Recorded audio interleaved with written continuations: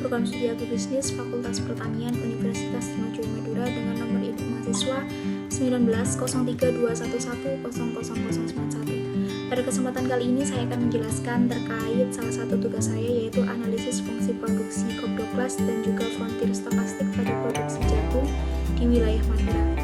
Pada kesempatan kali ini, video ini saya tujukan sebagai pemenuhan tugas UTS pada mata kuliah EPP kelas A. Topik pembahasan yang akan kita bicarakan pada video kali ini yaitu yang pertama ada pendahuluan yang berisi latar belakang dan juga tujuan.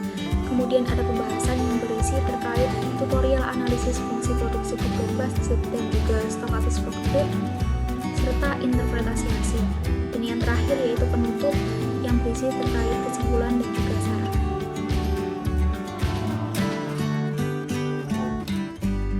Untuk latar belakang, jagung merupakan salah satu komoditas yang prospektif sebagai bahan pokok kedua setelah padi. Produksi jagung di Indonesia selalu meningkat setiap tahunnya, khususnya di wilayah Madura. Madura sendiri merupakan mayoritas lahan kering yang cocok untuk budidaya jagung. Namun banyak petani yang membudidayakan jagung lokal Madura tidak diikuti oleh produktivitas yang maksimal. Hasil jagung lokal Madura memiliki produktivitas berkisar 0,9 hingga 1,0 ton per hektar, lebih rendah bila dibandingkan dengan produktivitas jagung varietas unggulan yang berkisar 4,5 sampai 5,7 ton per hektar. Produktivitas yang rendah disebabkan penggunaan input produksi yang tidak optimal, di mana penggunaan input produksi menjadi salah satu pengaruh terhadap hasil produksi jagung. Penggunaan faktor produksi yang efektif dan efisien akan meningkatkan hasil produksi jagung dan juga pendapatan yang akan diterima oleh petani. Tujuan yang pertama yaitu untuk mengetahui pengaruh variabel independen, benih dan juga tenaga kerja terhadap produksi jagung di Pulau Madura serta elastisitas pada masing-masing variabel. Kemudian untuk mengetahui nilai produksi maksimum atau NPM dan keuntungan maksimum dari produksi jagung di wilayah Madura. Yang ketiga yaitu untuk mengetahui pengaruh variabel independen dari benih, tenaga kerja, pupuk kandang dan juga pupuk fosfat terhadap produksi jagung di wilayah Madura serta tingkat efisiensi dari masing-masing petani jagung.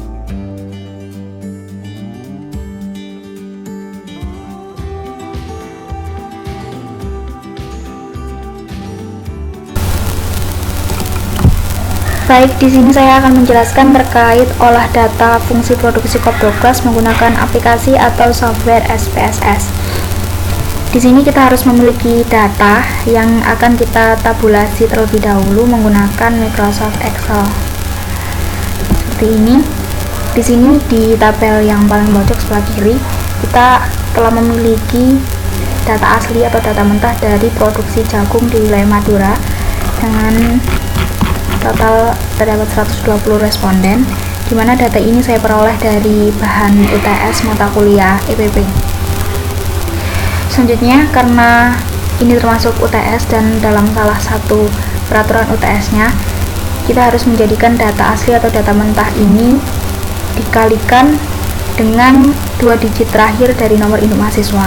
Karena nomor induk mahasiswa saya adalah 91, maka data ini nanti akan kita kalikan dengan angka 91. Langsung saja seperti ini.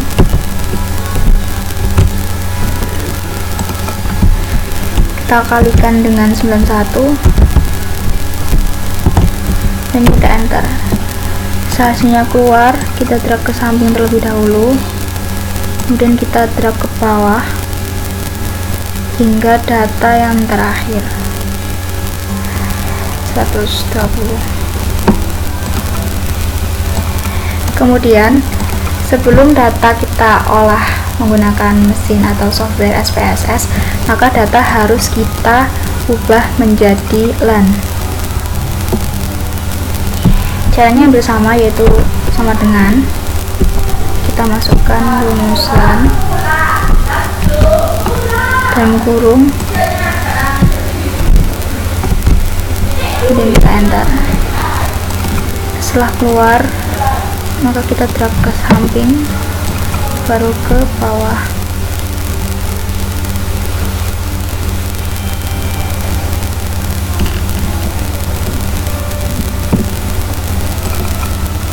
Nah, setelah itu kita buka mesin SPSS nya.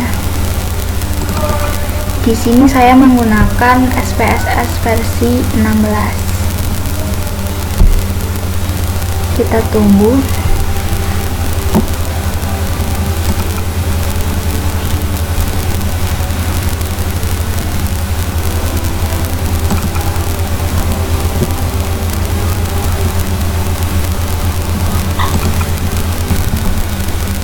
Baik, kemudian kita kopikan data ini.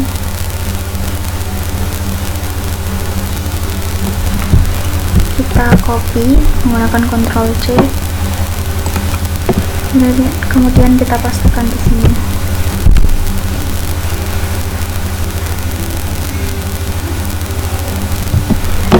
Kita beralih ke variabel view,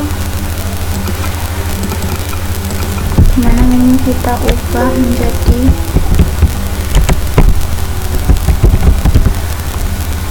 len y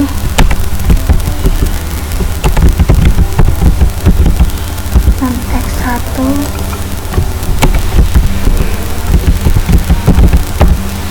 dan x2. Desimal kita rubah menjadi 4. Untuk level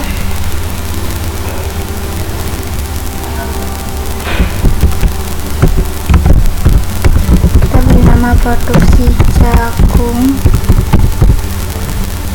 kemudian ini kita beri nama benih, ini kerja. Kemudian kita beralih lagi ke data view, kita quick analyze dan regression, kemudian linear.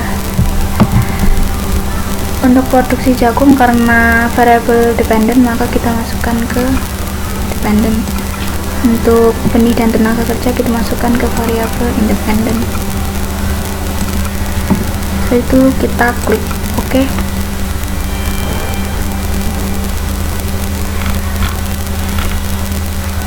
Nah, berikut adalah hasil output dari olah data fungsi produksi COP12 menggunakan mesin SPSS.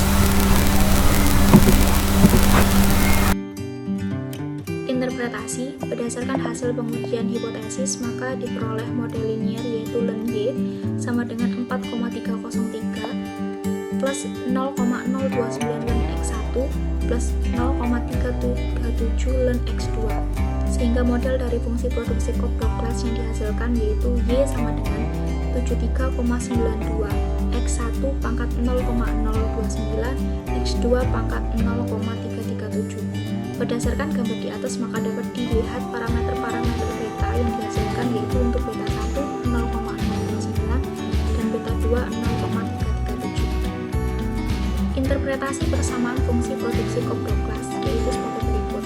Pertama, apabila variabel independen yaitu benih dan tenaga kerja dianggap konstan, maka output akan bertambah sebanyak 4,303. Kemudian, besarnya koefisien regresi variabel benih sebesar 0,029, yang artinya apabila benih naik 1%, maka jumlah output akan mengalami kenaikan sebesar 0,029 dengan asumsi variabel-variabel lain bersifat konstan.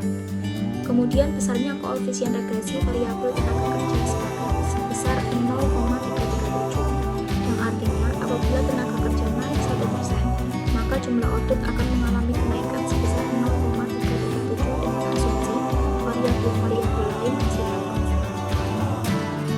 Yang kedua, berdasarkan nilai elastisitas dapat diketahui bahwa elastisitas benih sebesar 0,029 dan elastisitas tenaga kerja sebesar 0,337. Demikian dapat dinyatakan nilai elastisitas faktor produksi tenaga kerja atau X2 paling berpengaruh di antara faktor produksi benih, karena nilai elastisitas pada variabel tenaga kerja lebih besar dibanding nilai elastisitas pada variabel benih.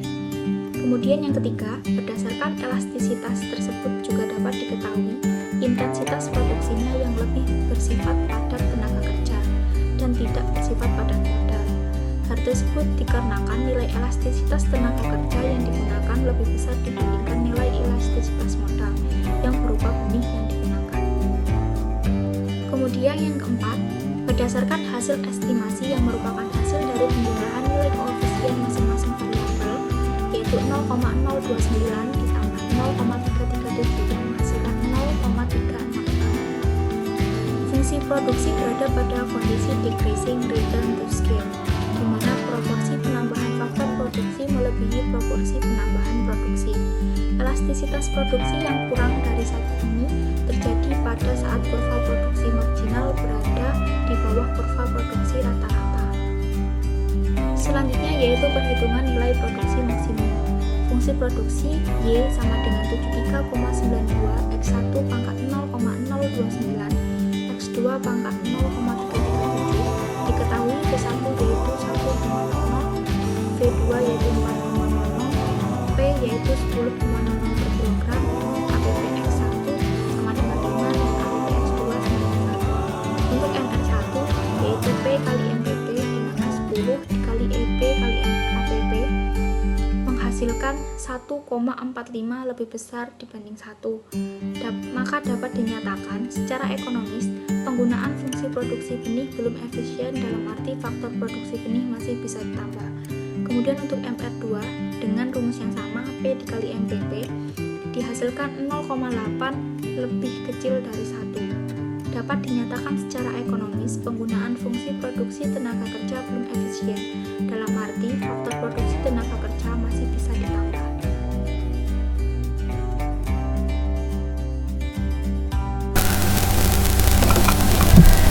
Baik, di sini saya akan menjelaskan terkait olah data Stochastic Frontier menggunakan software Frontier 4.1. Yang pertama kita akan melakukan tabulasi data terlebih dahulu. Di sini untuk data yang diperoleh dari bahan UTS secara full yaitu terdapat produksi jagung, benih, tenaga kerja, pupuk kandang dan juga pupuk fosfat. Yaitu data produksi jagung di wilayah Madura yang berjumlah 120 responden.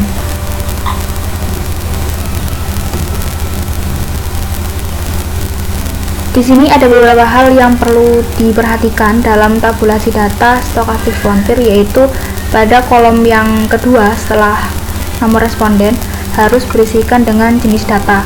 Karena jenis data yang kita gunakan adalah jenis data cross section, maka untuk kode jenis data diisi dengan angka 1 untuk keseluruhan data. Di sini untuk tabel yang paling pojok sebelah kiri yaitu data asli atau data mentah dari produksi jagung di wilayah Madura. Sama dengan peraturan UTS di data yang sebelumnya, fungsi produksi ke-12, di sini pun untuk data juga harus kita kalikan dengan 2 digit angka terakhir dari nomor induk mahasiswa. Sehingga untuk data ini nantinya juga akan kita kalikan dengan angka 91 yang merupakan nomor induk mahasiswa saya. Caranya sama dengan yang sebelumnya, yaitu kita klik sama dengan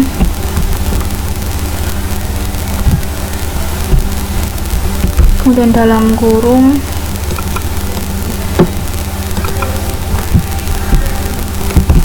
kali 91 enter.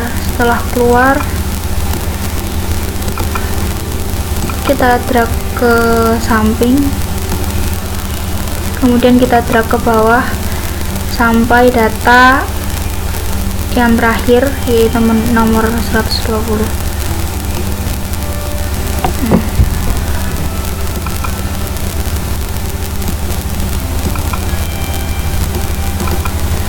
Kemudian sebelum data kita olah pada mesin Frontier, maka data harus kita ubah dalam bentuk log atau len. Kali ini untuk data akan kita ubah dalam bentuk lem, sama dengan yang tadi. Caranya yaitu sama dengan kita masukkan rumus len, kemudian dalam kurung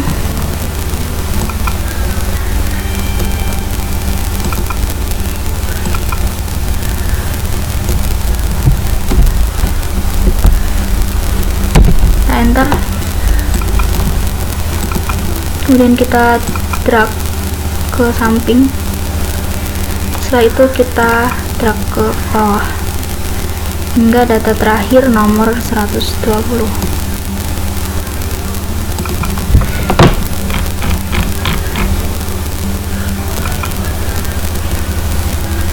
Setelahnya untuk data ini akan kita copy,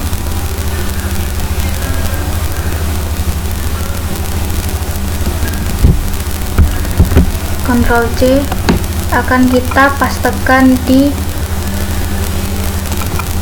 Microsoft Excel yang baru, kemudian kita paste. Nah, untuk data ini akan kita ubah menjadi 6 digit angka di belakang koma.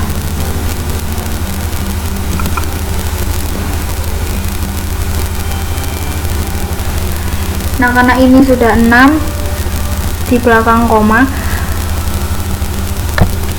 untuk memastikan ini sudah 6 atau belum dapat kita hitung, atau kalau tidak kita bisa menghitungnya secara manual seperti ini. 1, 2, 3, 4, 5, 6.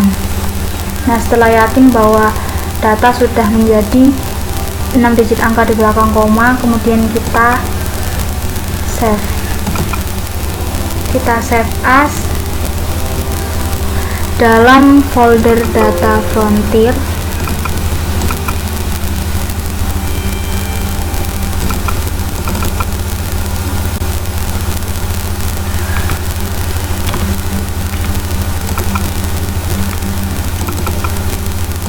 Frontier 4.1, extensionnya kita ubah menjadi teks MS-DOS.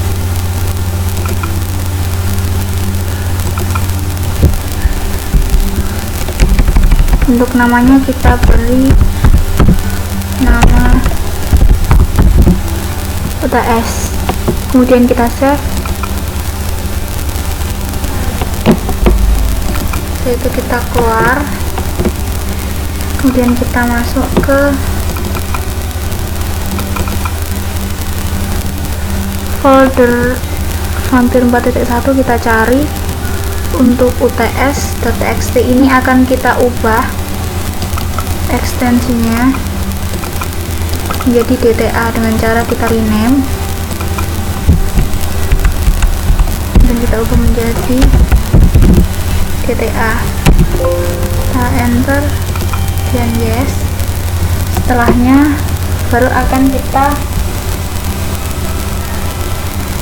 olah data tersebut ke dalam software Frontier 4.1x. Kita klik 2 kali, kemudian kita masukkan sesuai dengan pertanyaannya. Kita masukkan P, kemudian 1.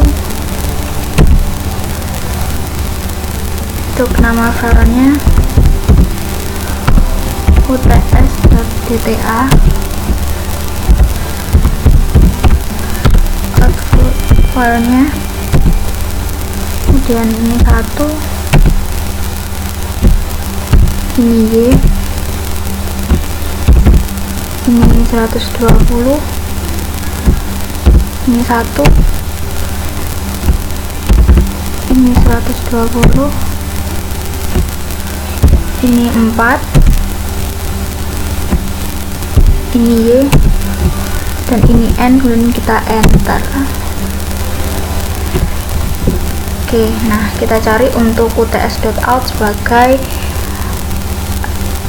outputnya. Di sini kita buka.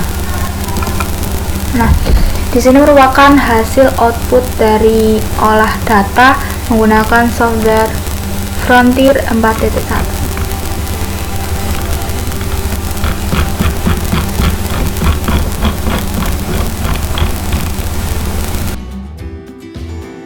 Interpelasi untuk nilai LR test yaitu 0,6914676E plus 01 dengan nilai DF2, derajat kesalahan yang digunakan yaitu 5% atau 0,05 dengan nilai kode PALM adalah 5,138. LR test lebih besar dari nilai kode PALM sehingga dapat dinyatakan bahwa dalam analisis ini menolak H0 dan menerima H1. Hal ini berarti bahwa terdapat kasus inefisiensi di lapang. Persentase error term yang disebabkan inefisiensi teknis karena dengan derajat kesalahan atau alfa yang digunakan sebesar 5%, maka nilai T tampil adalah 1,98066. Dengan nilai T hitung adalah 13,90 dan nilai T hitung lebih besar dari T tabel, dengan demikian koefisien gamma 90,96% error term disebabkan karena inefisiensi teknis.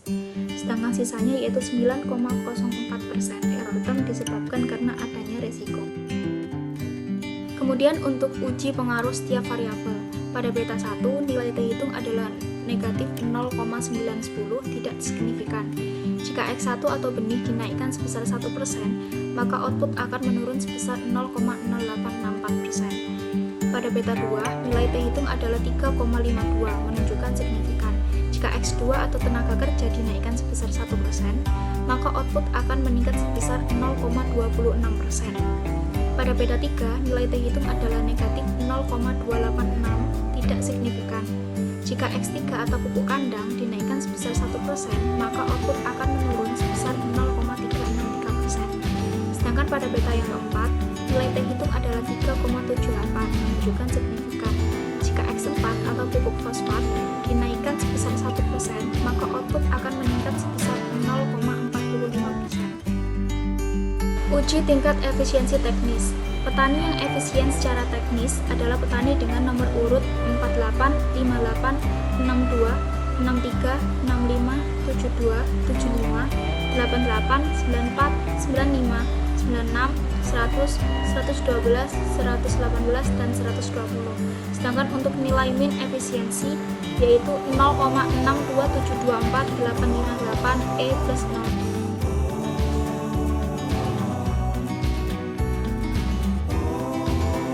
Kesimpulan, berdasarkan analisis fungsi produksi COP12 dapat diketahui bahwa variabel input benih dan tenaga kerja dianggap konstan, maka produksi jagung akan bertambah sebesar 4,303. Berdasarkan nilai elastisitas dapat diketahui bahwa nilai elastisitas benih sebesar 0,029 dan nilai elastisitas tenaga kerja sebesar 0,337.